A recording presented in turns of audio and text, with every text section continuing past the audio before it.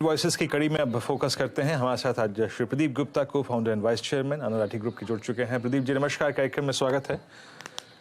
आज आपसे मुलाकात ऐसी लग रही है जैसे कि कथा होने के बाद पूरी की पूरी प्रसाद वितरण का समय आ चुका है ना सर? जैसे होता है ना, सब कुछ हो गया, अब सिर्फ प्रसाद ग्रहण करने का वक्त है।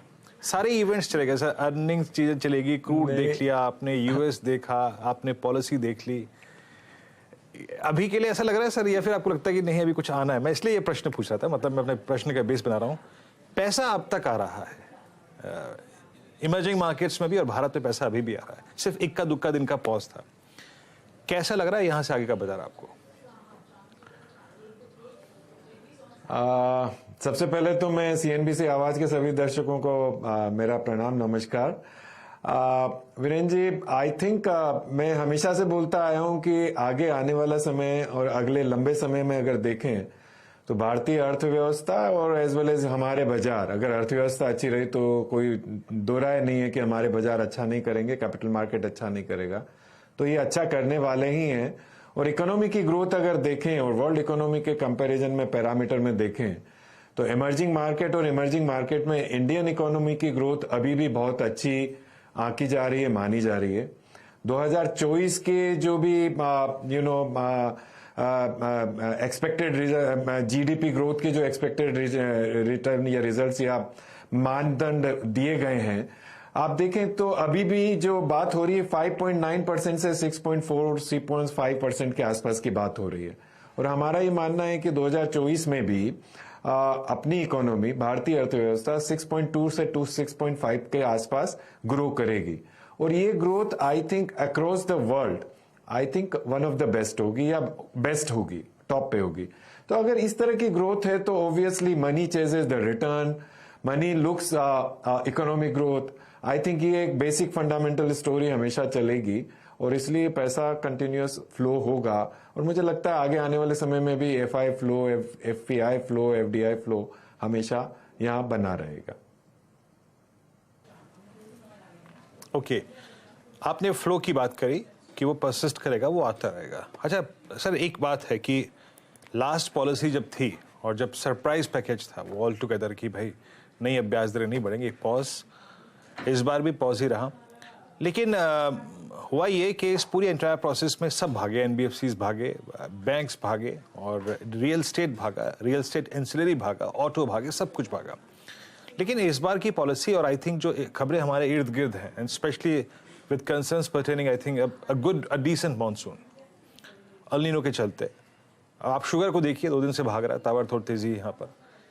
क्या आपको लगता है कि एक जो जल्दी रेट कट आने वाला था वो प्रोसेस थोड़ी डिफर हो गई है, और ऐसे में रेट सेंसिटिव्स अगले 1, 2, 3 महीने के अंतराल में अब क्या करेंगे, कैसे करेंगे, इस पर आपकी टिप्पणी? देखिए, रेट कट का जहां तक सवाल है, उसको रेट कट का डिसीजन एक कई फैक्टर्स को देखते हुए, मद्देनजर रखते हुए करना पड़ता है। तो मुझे उस समय भी हम लोगों का यही अनुमान था कि रेट कट या पॉज वाली पॉलिसी अभी कुछ क्वार्टर चलेगी, 3 या 6 महीने चलेगी, ताकि एक स्टेबिलिटी हो, क्योंकि इसमें इन्फ्लेशन को देखने की जरूरत है, वो कैसा कर रही है। इकोनॉमी में डेवलपमेंट का रुझान जो है कॉन्स्टेंटली प्रोग्रेसिव है, मतलब हर जगह डेवलपमेंट दिख रहा है, जो कि आज की तारीख में जो फर्स्ट क्वार्टर के रिजल्ट्स जो हमने देखने को मिल रहे हैं या अब तक के रिजल्ट्स जो आ रहे हैं या दिख रहे हैं, आई थिंक लगता यह है कि over a period of time gradually development और रूरल इकोनॉमी वास्तव में अच्छा कर रही है, रूरल डिमांड धीरे धीरे क्रिएट हो रही है। तो ये सारे पॉजिटिव हैं, बट इनको जब तक पूरी पुख्ता नहीं हो जाती तब तक रेट कट का डिसीजन जो है इतनी आसानी से नहीं आने वाला है। तो हो सकता है 3-6 महीने और लगे रेट कट के, बट रेट पोज होना भी एक सबसे बड़ी उपलब्धि है। और I think over a period of time हम ये देखेंगे कि यहां से इंटरेस्ट रेट नहीं बढ़ेगी, हम ये देखेंगे कि धीरे धीरे पॉलिसी रेट में कुछ ना कुछ बदलाव आने शुरू होंगे, और जिसका कि सीधा नजरिया ये होगा, ग्रोथ फैक्टर अच्छे होंगे तो बाजार में, जो कि इक्विटी मार्केट से रिलेटेड है, कैपिटल मार्केट में इक्विटी से रिलेटेड है, आई थिंक एक पॉजिटिव धारणा बनेगी और पॉजिटिव इनफ्लो आने शुरू होंगे और पॉजिटिव मार्केट ट्रेंड देखने को मिलेंगे। अच्छा प्रदीप जी, हाल फिलहाल में आपकी नज़र ये न्यू एज स्टॉक्स पे गई है क्या? आई मीन पिछले 10 दिन से रंगत है। पेटीएम, कारट्रेड, जोमेटो मेरे स्क्रीन पे लिखाइएगा प्लीज़ जनाब एक बार। आई थिंक 197 कम्युनिकेशन आपकी स्क्रीन पे आएगा, करीब 813। इनके जब आईपीओ आए थे, आई थिंक ये सब जानते थे, उस वक्त मार्केट ऑल टाइम हाई पे था। वैल्यूएशंस अगर आप देखें तो काफ़ी ऊंचे थे। इनके पीयर नहीं थे मार्केट में ताकि इनके वैल्यूएशन से एक तर्कसंगत कंपैरिजन किया जा सके। बट अब सब कुछ है, धरातल पे है। अब आप लोगों को इस स्पेस में कुछ अच्छा लग रहा है क्या प्रदीप जी?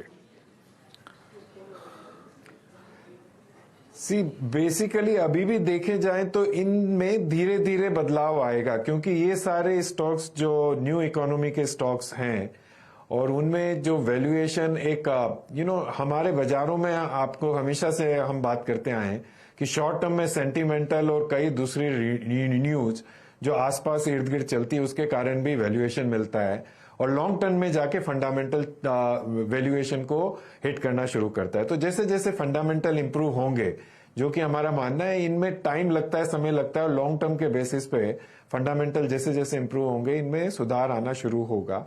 बट उसके पहले अगर अभी देखें तो मुझे ये लगता है कि सेक्टर वाइज अगर मैं बात करूं तो आई थिंक इंफ्रास्ट्रक्चर स्टोरी अभी भी अच्छी है और अच्छी रहेगी। बैंकिंग स्टोरी, फाइनेंस स्टोरी अभी भी अच्छी है, रहेगी।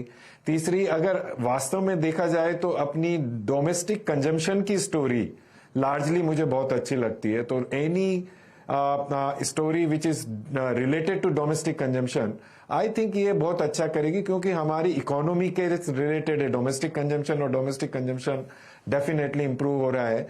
और जिसका जीता जाता प्रमाण हमको देखने को मिल रहा है पिछले तिमाही के रिजल्ट में कि रूरल डिमांड धीरे धीरे इंप्रूव होती जा रही है। और अगर हम वास्तव में एनालिसिस करें mid and small versus large cap stocks में, तो मिड एंड स्मॉल स्केल्स में काफी अच्छा बदलाव देखने को मिला है। अच्छा प्रदीप जी, हाल फिलहाल में अपने क्लाइंट्स को बहुत कन्विक्शन के साथ, या फिर अपने एचएनआई क्लाइंट्स को जो स्पेस या फिर स्टॉक्स आप लोगों ने चेज करने की वकालत की हो, या फिर कहा हो कि इस पर थोड़ा सा एक्सपोजर बढ़ाना चाहिए, जिसको मैं अब तक इस कार्यक्रम में या फिर आपकी चर्चा में अब तक नहीं छू पाया हूँ, वो स्पेस क्या है स्ट्रॉन्ग कन्विक्शन वाला, चाहे वो मिड कैप में या फिर लार्ज कैप में?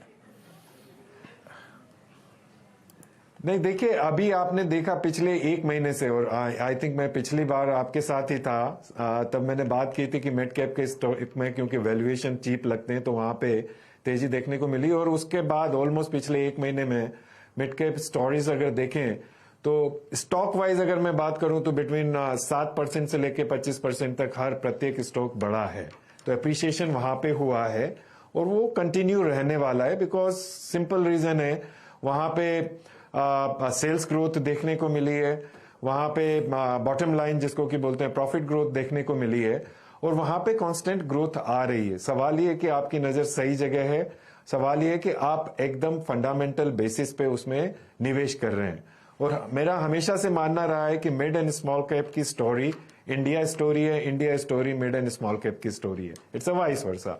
सो अगर वास्तव में इंडिया की स्टोरी में निवेश करना है और हम लॉन्ग टर्म हैं, तो definitely mid and small cap is a sector जहां पे देखना चाहिए। अब आज के परिप्रेक्ष्य में अगर देखें तो सेंसेक्स अभी ऑल टाइम हाई पे है, और कुछ एक स्टोरी जो लार्ज कैप में आती है वो बन सकती है, तो शॉर्ट टर्म में वहां पे अप्रिसिएशन आएगा। बट बाई एंड लार्ज अगर परसेंटेज टर्म में एक्स्ट्रा ऑर्डिनरी रिटर्न या एडिशनल रिटर्न देखने को मिले तो I think mid and small cap stories है। और दूसरा एक उदाहरण आपको देना चाहूंगा, हमारा ये मानना है कि इंडियन स्टोरी में जो अगला साल 2024 में जो हम अर्निंग ग्रोथ की बात कर रहे हैं, तो लार्ज कैप में हमारा मानना है कि अराउंड 15 से 17% के आसपास की ग्रोथ देखने को मिल सकती है।